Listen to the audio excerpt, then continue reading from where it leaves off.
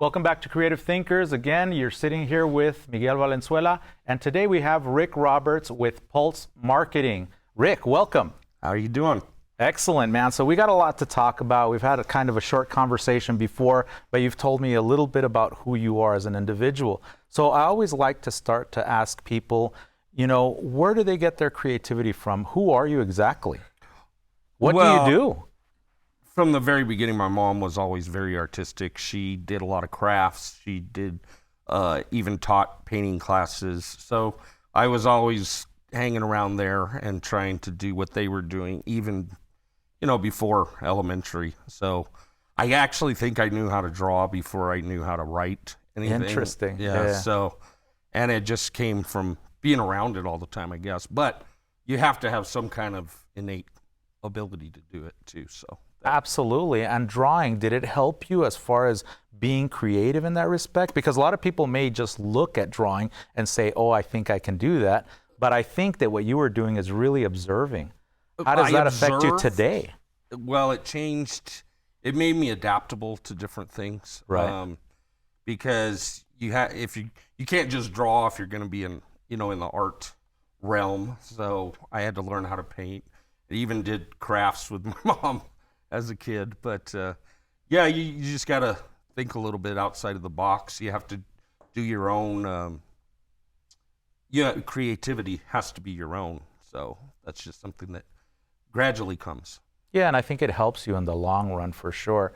And when you were growing up, aside from what your mom was doing in school, were there any mentors that you had? Were there any people that really propelled you or helped you in any way? Actually, it was friends. I had several friends that were good artists. One of them actually went on to be, that's what he does for a living. Oh, wow. He's an artist. Okay. So that's really what it was friends. I didn't really have any teachers until high school. I had a really good art teacher.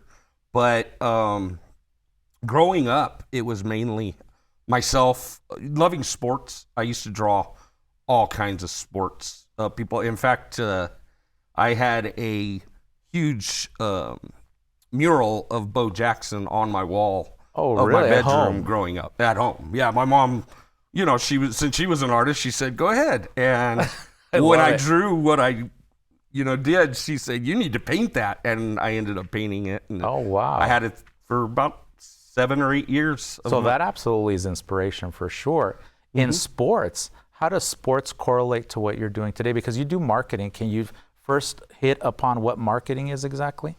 Well, I mean, it depends on what the business, their goal is with their marketing. Do they want to hire new people? Do they want to get their products noticed? Or, for instance, a bar or restaurant that want to let you know about different specials. So you have to be very adaptable, and you have to listen to the client. That's the main thing, because you're just going to keep having to redo stuff if you do it the way you want to do it all the time. You do have to listen to your client. But some of my favorite clients are the ones that are way too busy to deal with it. They just give me a specific, something roundabout, and then they say, just show me what you got. And most of the time, they actually end up saying that's pretty much what I wanted. So, it works out pretty well about 80% of the time, and then you have to adjust sometimes. But you didn't start in marketing. When you were telling me a little bit of your background in that, and that you started out in the restaurant business. How in the world did that kind of propel you into marketing? Because I understand that being in the restaurant business, you really have to kind of, or at least say to yourself, how in the world am I going to get more business, more foot traffic, right? Yeah, so absolutely. I guess that was kind of like the ground floor to what you do now, right? That is absolutely the ground floor. There's a place here in town called The Shack that I was a manager of, and great food, by the way. Yes, yes. And I'm still friends with the owners. They, when I was their manager, I would post what our deals were. And literally every day I would have 3 to 5 people come in and say, "Hey, I saw this post. I came in to try the new shrimp or whatever it was, or get $2 beers or, and I saw how that was taking off because it actually worked. Because you're saying this was like 10 years ago or something. This was 2012. This in June we'll be on our 11th year of being in business. Oh, great. But when you see the results right away from social media, that's what changed everything. Was little places that before social media didn't have the finances to do a lot of advertising because it was only radio and TV mainly. So once the social media realm came in and I saw it actually worked for the place that I was working for, I actually talked to other bar owners because I knew other people around town, and they said that they could use it. So within, I'd say 2 or 3 months, I had 15 to 20 clients. Wow. So, So from not doing it at all, a couple of months, about 2 to 3 months, and now you're like actually have a business going on. Yeah, we've been chugging along. It's not the biggest business in the world, but I think our clients are satisfied with our product. Our pricing beats anybody. So I think we put out a good product at a quality price. And also, one of the things is a lot of people understand that social media are things like Instagram and Facebook. What other ways do you get the word out? Well, you can use nowadays YouTube, creating a YouTube channel. A lot of people don't do it. They're like, why would I be on YouTube? But you don't have to, if you're not comfortable being in front of the camera, you don't have to do that. There's so many different ways that you can get your word out. By having a YouTube channel, people can go, they can look at your weekly specials. They can, for the bars, for places that have products, they can have a video that's specifically about that product. We call them explainer ads. They're a big thing right now. I've probably done 50 explainer ads in the last month. Are they like short videos? Well, they're 30 to 60 seconds usually, but you can, if you do it properly, you can go over a whole product or a service in that amount of time. But it's very informative in a short period of time. So it's the way I kind of look at explainers is they're kind of like your website, but then transformed into a video that explains your whole business, basically. So somebody would go onto YouTube and kind of look for that specific whatever business, product or source, service or whatever. And the more you get your page built up, you'll pop up there and people will see that and you can also check for locations if they're in your town, all that stuff. So YouTube is a very unutilized or not utilized enough, I should say. And also it has a lot of creativity in it because you can do a lot. As opposed to having a flyer, you can do a 60-minute ad that's got all kinds of things going on. When you create those, do you create those? Let me ask you that first. Yes, I do from start to finish. What does it entail? It entails getting video from the client if they have video. If they're local, we can actually film them giving whatever speech it is they want to give or talk about the product. But if they're not in town, they can send us videos and we can embed them into the explainer, and then have graphics that also explain in more detail. So you can have a video and the graphics, and then you kill two birds with one stone on the same video. And how in the world do you put this kind of package together for people? Does it depend on what they want? Are you thinking, how can I help these individuals? Or are you at this point now just saying, give me what you have and then I'll throw it out back at you and then you can upload it? Honestly, or is it all over the place? Who knows, right? It's all dependent on the client. I tell this to almost every client. I say, you can be as involved as you want, or you can just, Sit see back. what I usually ask for if they have specific color schemes they like. If they give me a general idea of what they want, most of the time I can produce something that doesn't need a whole lot of editing at the end, because you can do your research through their website or any of their social media, and you can find out a lot of the details that they want in there, but they weren't able to explain it. That's a big problem. Is some people they can't tap into what they Well, really see, want. that's where this whole idea of creativity Yes. comes in. And one of the most interesting things is that it's there, just like you said, but they can't tap into it. What do you use to be able to tap into that? That's something that luckily I think I was just Born born with? with. Uh-huh. Yeah, I kind of look also, you have to look, like I said, at the social media pages and website to see what their style is and what they kind of put out there with their other ads that they've done, and then see how you can make those better. But you can get a general idea of what they're thinking. So you put all that together and then give them a product at the end of the day. Yeah, and we have all different kinds of products. They can do one ad with us, or they can be a monthly client that wants. What people really want nowadays is they want constant custom content. So Like a new little ad or piece of information every Exactly. day or every couple of days. yeah, probably twice a week, a new short video, and that's what we do so that it keeps it fresh, because a lot of people don't have time to do this. They're running a business. Oh, yeah. And look, this is my business, so I make sure and take care of that part for them. But yeah, they just don't have time. A lot of people that is the main reason. They don't have time to sit down, because the editing and all that, it takes a while.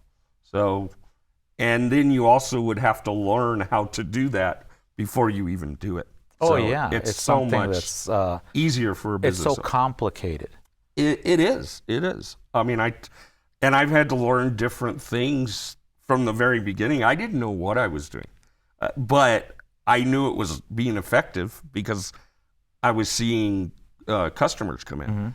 And then when I did it for other clients, they were like, holy cow, that actually worked. So, Yeah. and that was just with basic flyers at the beginning. All I did was Photoshop and even PowerPoint ads that were just regular Informative, flyers. I guess? Informative, Yeah, I they're guess? informative, telling you what day, what specials were. Like I said, I started off doing bars and restaurants mainly. So that's where my base started from in marketing. But yeah, even with just standard flyers, I was getting reactions. So I realized that, we needed to get into video, and then we gradually got into video. And, it's always evolving. You have to Right. be fluid. And So where is it going at this point? Because it looks like you've taken many steps, 12 years, but it seems like you've done a lot in those 12 years. When you start by making a little flyer and maybe thinking in the past you would pass it out, but now you actually upload it to who knows what social media. Yeah. But once you upload it, somebody can click on it, or it'll pass by and they'll look at it and understand that I got to go do this. And then it evolves into this video making. Where do you go from here? What is in the future for you guys? I actually have some. I've probably done about 4 or 5 so far, but we have AI generated avatars that can do. Tell us about that. Are you serious? What in the world is that? Yeah, I know it's what an avatar is. I know Right. what AI is, but how in the world do you blend those two together? And You what do can- they do for us? Well, you can, if you're not. These are perfect for people that are not comfortable in front of the camera. Are they can- part of videos then? Oh yeah, yeah. Oh, you can okay. pick out.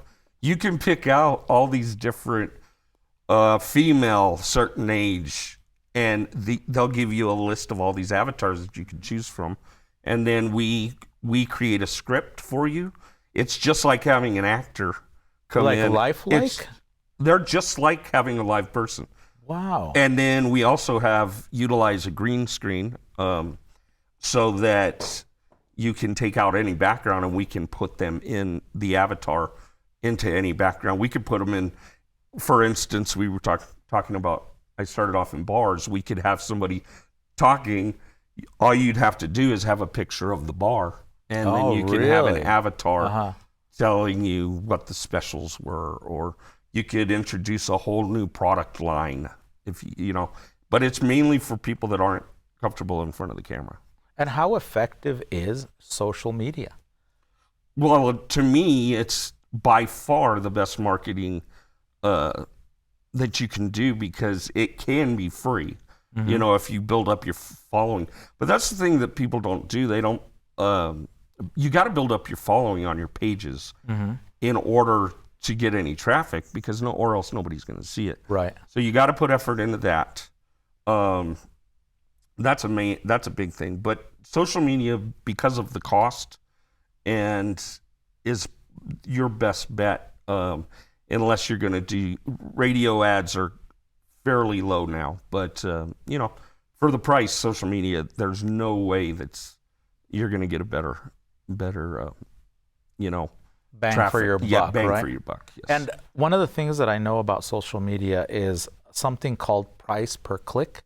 Mm-hmm. And that price per click means that this many people looked at your ad, and I think that's what you're going to pay. How is the free version, or how can somebody do it free, and how does that work? Well, free, you just don't do any kind of what they call paid ads. You're just going to post it on your page, and you're going to get organic foot traffic from the people that follow your page. And then they may tell their friends, and then those people tell their friends, and they bring traffic to the page. Yes. So you got to build your followers. So that's one of the if you're going to do it for free. If you're going to go ahead and pay for them, you can pay not that much and get a good response. Good response. Yes, it's not that expensive, but for the bang for your buck, it's social media is no doubt. No comparison to TV or radio. No. So when you think about creativity, and I believe that what you do is extremely creative, thinking outside the box, what is your mental state at that point? Where do you get these ideas? How do you come up with this stuff? Well, you do have. I'm sure it's influenced by the buyer, right? By the customer. Absolutely. But then what do you do? Well, you have to first off you do have to be in a mode to create. Mm-hmm. So there are, just like writer's block, there's video block, I guess they'd call it, or graphic design block. What happens in that situation? You do it the next day. But that's the great part about being your own boss. Yeah. Is although I have a time frame, I'm going to get it to the client. You don't have to do it that second usually. Right. So if you're not in that mode, just chill, watch a movie, and then in the morning you might be. And usually, refresh every morning and get a lot of stuff done before even 2:00. And then after 2, it's a little bit of, you know. You're like, oh, it's time for me to relax. I may do a couple of things, but I may not do anything. So that's the good part of it. One of the things that I do a lot of is I do graphic design as best I can, right? I'm mostly a painter, but I do graphic design. When I create anything graphic design-wise, what I do is I kind of block out things and pick colors and think about fonts and put all these things together. But then I do, the way that I was taught was do 20, 30 different small kind of sketches or little pieces of art, and then you're going to pick the best ones, and then you're going to modify those. Is creating something for social media done through the same process? No. First thing I do is decide what I want the color scheme to be, and what background I'm going to use. If I'm going to use a video or if I'm going to use a still portrait picture. And then I just start layering. You layer, see what works, what fonts fit certain things. You also have to realize that logos are shaped differently. Right. So you have to rearrange stuff based on logos so that it flows, especially with video. With regular flyers, you don't have to do it as much. But yeah, it's just you see how it fits and what's going to go here. You can change fonts to make them thinner or taller or fatter, or if it's something that's going to be in the bottom corner, you want to use a bolder font so that it stands out a little more. Maybe some shading, but you just kind of go about it, step by step, and then you like a certain frame, or not frame, but I guess scene of your video, and then you go to the next, what you want to do for the next scene or next explanation or next product or next special. Right. Whatever you want to, however you want to do it. I've done explainer ads for a bar in St. Louis all the way to a Christian university in Fort Benning, Georgia. So, is it the same though? Is what you're it's producing the same process for Right. me. It's the same process for me. Even though they're trying to get a completely message out to the public itself, Completely right? different message. Yeah. So now you're creating all this stuff and you're making all this marketing, a visual information for the public. How has not being very artistically inclined either helped you or made it difficult for you? Well, Because that's a tough one, Yeah, if you're not artistically inclined to begin with, you're going to have a challenge, I believe. Even though you're only importing stuff usually, you're not actually physically drawing anything. Right. You still have to have a artistic eye, I believe. So if you don't have that, if you're an analytical thinker, a lot of people, they don't think that way. They're more of a numbers. Right. And so it's going to be difficult if you don't have that, but that's why I'm here. So how did it work out for you? Because, watching your mom paint, watching your mom sit there and draw, you actually creating artwork, but not really being in that realm, being in the food service realm. How in the world did you make that transition? Because I know that it's difficult. For a lot of people, my students specifically, they're like, why am I even in this class? Why do I, as a nurse, for example, need to take art? But they don't really understand how important this whole thing, art and creativity, is. So how did you make that transition? Was there a bridge that was made or some kind of connection that you made at some point? This is the route I went. Or was it the school of hard I knocks? fell off the bridge into the river and then gradually worked my way up onto the ledge and then went on my way. So But at least it's you- trial and it was Yeah. total trial and error. Some of my first clients were actually friends too. So if it wasn't exactly what they wanted, I would create some, we would do something different. So it was a learning process. It's still a learning process, but the me being artistic before definitely helped. I just know that. Yeah, so it actually helped propel you to what you're doing right now. And how in the world are you taking all of that information and knowledge and using it to your benefit in what you do? Of what knowledge? The being artistic? No, all of the knowledge that you gained from climbing yourself out of that river. I use from some the of bridge. it almost every day. You have to be open to change. You have to learn new things all the time. You also have to put a little bit of money back into your business to get better software, because technology is always getting better too. Right. So you always have to stay upgraded on your technology, which is a big thing. But besides that, it's just being fluid with everything. You have to be able to, you have to be able to adjust. Absolutely. And speaking of adjusting, what is one thing that maybe you can tell the audience as far as advice is concerned in business and creativity, anything like that? In business, you need to listen to your client. Don't think you know what they want before they talk to you. I've always said, don't wait to speak. You need to actually listen to what your clients are saying, because then it's just going to make your job harder, because you're going to have to go back and redo it.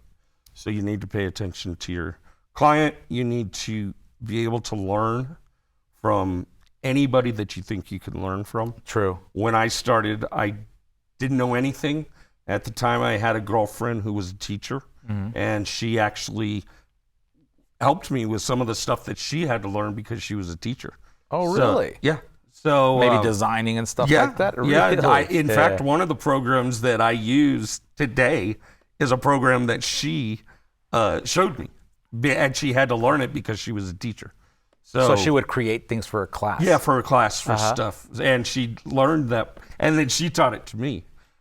Which is super cool because now you have that knowledge, right? And I should probably say her name so she gets credit. But speaking of knowledge, how important is it for people to learn things, in your opinion? Oh, it's key to have an open mind to learn anything that you think you can learn about. Even, like, for instance, I did a short course on script writing. Okay. Because of the new AI-generated avatars. Oh, because now they're talking. Yeah, now I have to create scripts to do an explainer ad, and it's so much easier if it's a client. For instance, I'm going to do one for a financial advising company in New York, in Manhattan. Wow. And but they don't want to do anything that is them in front of the camera. So we're going to do the whole thing with avatars. And they asked me if I could create a script based on what they want, and that's what I'm going to do. But I took the script writing class about 6 months ago when I saw that this could be a possibility. So I think one of the things that I'm taking from it is just don't be afraid. Don't be afraid to learn new things all the time. And even if you're not sure you're going to actually utilize it, it's just good to know in case you do need to utilize it. Yeah, one of the things that I always tell my students is if you're able to go to the corner, explore. Yeah. Because you never know what you're going to find there at that corner. Yeah. Am I right? Well, I know a lot about the corners. So, I was in it a lot growing up. So. Looking towards the wall? That is totally looking towards the law, yes. And I assume that forced you to really get these ideas flowing in your brain, right? Yes. How I was going to get away with it next time. There you go. But at least you were thinking outside the box and trying to be as creative as possible. How do people get a hold of you? Well, you can reach me at Pulse Content on Facebook, or you can watch and look at some of my explainers on YouTube at Pulse Guy. Very good. Pulse, G-U-Y.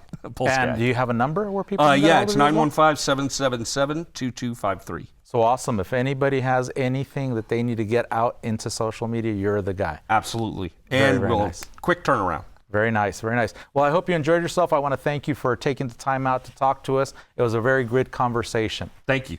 Absolutely. So again, my name is Miguel Valenzuela, and I thank you guys for taking the time to watch our show. Again, we are creative thinkers. If you guys need to get a hold of me, you guys can contact me at mvalen31@epcc.edu, and we'll see you guys next time. Thank you very much.